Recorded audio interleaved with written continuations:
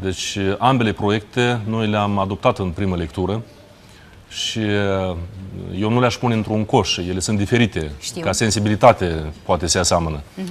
Fiindcă ceea ce am făcut în prima lectură cu proiectul care prevede aducerea în linie așa legii speciale privind autonomia Găgăuziei cu legislația națională, eu cred că acest proiect este unul bun.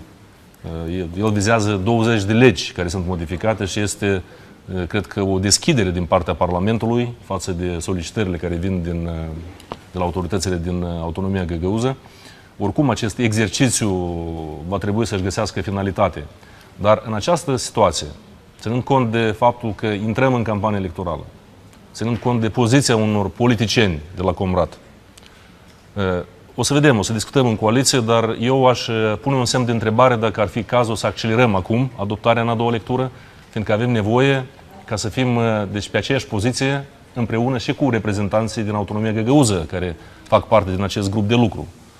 Deci ori se întâmplă acest lucru acum, ori după alegeri, după mine mai puțin contează perioada de timp, contează ca acest proiect să găsească susținere și să fie apreciat la justa valoare și în autonomia găgăuză. Dar nu există riscuri dacă îl amânați și mai degrabă îl anulați în această sesiune? Acest proiect este în interesul autonomiei găgăuze.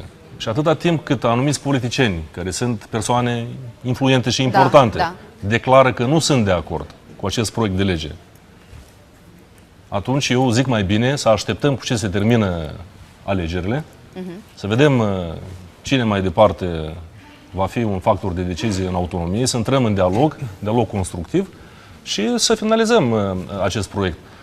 Eu nu exclud că va fi cazul și de alte modificări, la alte legi. Este doar un prim pas, este doar un început.